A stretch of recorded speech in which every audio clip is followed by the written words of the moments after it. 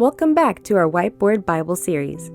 On this journey, we have learned the Bible mainly consists of stories about God and His chosen people. Today, we will be examining this relationship through the era of the Judges. Let's get started. Have you ever heard of Samson, the man with great strength who could not cut his hair? What about Gideon, the man who was victorious against a 1,000-man army with only 300 soldiers? What is the purpose behind these stories? What is a judge? To answer these things, let's rewind to the story of the Israelites after they began their conquest against the Gentiles. Firstly, a judge was a person selected by God to be a teacher of the people and was in charge of conveying God's commands to the Israelite army to guide them to victory against the Gentile armies. For once the Israelites were rescued from Egypt, they had to fight many Gentile nations to make their claim in the Promised Land. Yet they lacked soldiers and fighting experience. However, God would be with them and grant them victory if they listened and obeyed the judge. For the Battle of Jericho, Joshua was selected as a judge. He was told to guide the Israelites around the city for 6 days, and on the 7th day, they were told to blow their trumpet and shout. Then Jericho's walls would fall down, and they would be victorious.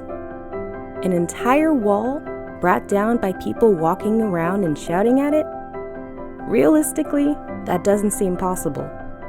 However, because God is with His people, and they followed His instructions given by the judge, they were successful in their efforts. Yet despite the momentous victories, God's people would soon after disobey. They went against the judges and instead raised idols to worship, and their hearts soon turned away from God. In Judges chapter 2, verses 18 to 19, it mentions whenever God raised a judge, He would be with the judge and deliver His people from their enemies as long as the judge lived. However, once the judge died, the Israelites returned to their corrupt ways and became worse. They did evil in the eyes of God, as they willfully chose to serve other gods and gratify their own desires. Without a judge to guide them, God was no longer with the Israelites, resulting in their destruction, as without God's protection and guidance, they were conquered and subjected to serve their enemies for many years. They would cry out to God, begging Him to deliver them. God would then send another judge to save His rebellious and disobedient people. However, as soon as the judge died, the Israelites would continue with their evil and selfish ways.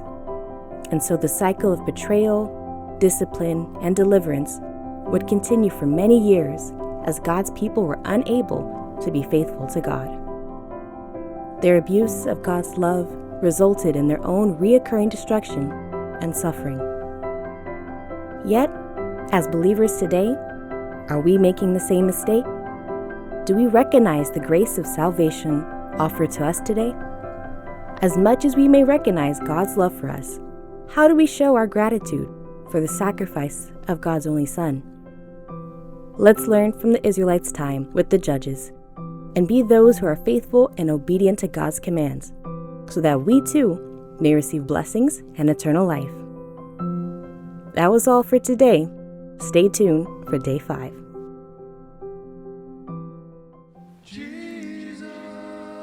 Hey, mortal friends! Thanks for visiting us at EZBible. Don't forget to click the like and the subscribe button. God bless.